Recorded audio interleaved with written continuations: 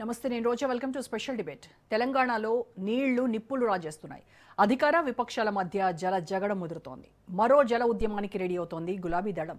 కేంద్ర రాష్ట్రాలపై సమర భేరీ మోగించేందుకు సిద్ధమవుతోంది. అయితే కేసీఆర్ వ్యాఖ్యలను తీవ్రంగా ఖండించాయి కాంగ్రెస్, బీజేపీ. ఇంతకీ పాలమూరుపై ఎవరి మాట నిజం? కృష్ణా జలాలపై నిర్లక్ష్యం ఎవరిది? పాలమూరు డిపిఆర్ అసలు కథేంటి? 45 టీఎంసీలకే రేవంత్ ఒప్పుకున్నారా? కేసీఆర్ సభలతో సీన్ మారనుందా? శాసనసభలో నీటి యుద్ధం తప్పదా? దక్షిణ తెలంగాణ కన్నీటి గోడు పాలకులకు పట్టదా? భవిష్యత్తులో జల ఉద్యమం ఖాయమా? ప్రజల హక్కులను కాలరాసిందెవరు? నీళ్లతో నిప్పుల కుంపటి పెట్టిందెవరు? వాటర్ వార్పై ఇవాల్టి స్పెషల్ డిబేట్.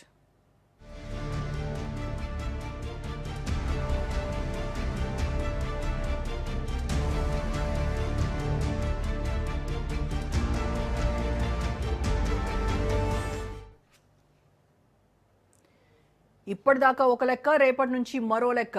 గులాబీ దళపతి కేసీఆర్ మాటలివి. తెలంగాణలో వాటర్ వార్ హీటెక్కింది. కృష్ణా జలాలపై అధికార విపక్షాల మధ్య మాటల తూటాలు పేలుతున్నాయి. ఇప్పటికైనా మొద్దు నిద్ర వీడి ఏపీ చేస్తున్న జల దోపిడీని అడ్డుకోవాలని గర్జిస్తోంది గులాబీ దళం. ఇకపై మౌనంగా ఉండేది లేదు.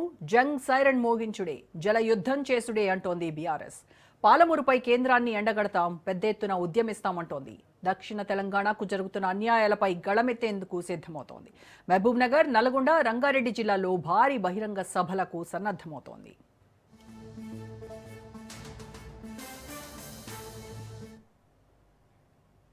సమైక్య పాలనలో పాలమూరు జిల్లా వివక్షకు గురైంది. తెలంగాణలో కృష్ణానది ప్రవేశించేది, ఎక్కువ దూరం ప్రవహించేది మహబూబ్ నగర్ జిల్లాలోనే.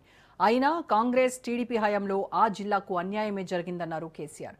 పాలమూరు ఎత్తిపోతలు కొత్తది కాదు, గతంలోనే 174 టీఎంసీలకు రూపకల్పన చేశారని గుర్తు చేశారు. కాంగ్రెస్ ప్రభుత్వం వచ్చి 2 ఏళ్లైంది, కానీ కృష్ణా జలాల ప్రాజెక్టులపై పట్టించుకున్న పాపాన పోలేదన్నారు కేసీఆర్.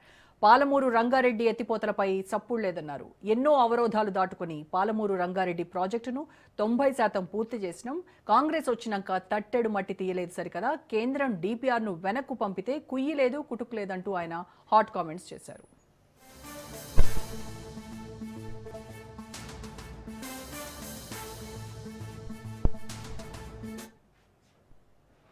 మరోవైపు గులాబీ దళపతి వ్యాఖ్యలపై Telangana irrigation minister Uttam counter ఇచ్చారు. నీటిపారుదల రంగాన్ని కేసీఆర్ నాశనం చేశారన్నారు. 1,00,000 కోట్ల అప్పు తెచ్చి ప్రజలపై భారం మోపారన్నారు. మేడిగడ్డ బ్యారేజ్ కుంగుబాటుకు కేసీఆరే కారణమని ఆరోపించారు ఉత్తమ్. పాలమూరు రంగారెడ్డికి 27,000 కోట్లు ఖర్చు చేసి 1 ఎకరాకు నీళ్లు ఇవ్వలేదన్నారు. కమిషన్ల కోసమే ప్రాజెక్టుల రీడిజైన్ చేసి ప్రజల భవిష్యత్తును తాకట్టు పెట్టారని మండిపడ్డారు ఉత్తమ్. వచ్చే 3 నెలల్లో పూర్తి చేస్తామన్నారు. ఉమ్మడి రాష్ట్రంలోనే పాలమూరు ప్రాజెక్టుకు కాంగ్రెస్ ప్రభుత్వం 90 టీఎంసీలకు జీవో ఇచ్చింది. 2022 ఆగస్టు 18న కేసీఆర్ జారీ చేసిన జీవో ఆధారంగానే కేంద్రానికి లేఖలు రాశాం. మొదటి దశలో మైనర్ ఇరిగేషన్లో పొదుపు కింద 45 టీఎంసీలకు, గోదావరి జలాల మళ్లింపు కింద మరో 45 టీఎంసీలకు అనుమతి ఇవ్వాలని కోరామన్నారు ఉత్తమ్. కేసీఆర్ అధికారంలో ఉన్నప్పుడే 2023 ఏప్రిల్ 12న డిపిఆర్ వెనక్కు పంపిందన్నారు.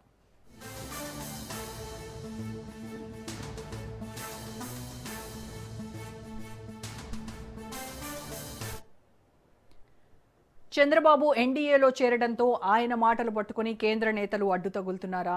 ఏపీ సర్కార్ ఒత్తిడితోనే పాలమూరు డిపిఆర్ను కేంద్రం వెనక్కి పంపిందా? గోదావరి మీద చంద్రబాబు దోపిడీ చేస్తుంటే రేవంత్ సర్కార్లో చలనం లేదా?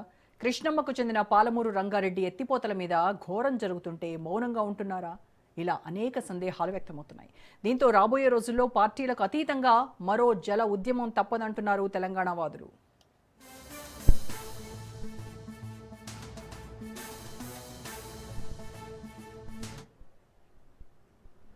మొత్తానికి నదుల అనుసంధానం తెలంగాణకు గుదిబండగా మారినట్టయింది. న్యాయమైన నీటి వాటాను సాధించడంలో పాలకులు ఫెయిల్ అవుతున్నారనే విమర్శలు వెల్లువెత్తుతున్నాయి. నీటి హక్కులను సంరక్షించడంలో తెలంగాణ కాస్త వెనకడుగు వేసినట్టుగా స్పష్టంగా కనిపిస్తోంది. నాడు కేసీఆర్, నేడు రేవంత్. కృష్ణమ్మ తరలిపోతుంటే దక్షిణ తెలంగాణ ఎడారిగా మారిపోవడం ఖాయమనే అనుమానాలు వ్యక్తమవుతున్నాయి. రైట్, ఇది వాటర్ వార్ పైన ఇవాళ డిబేట్లో మాట్లాడుతున్నారు.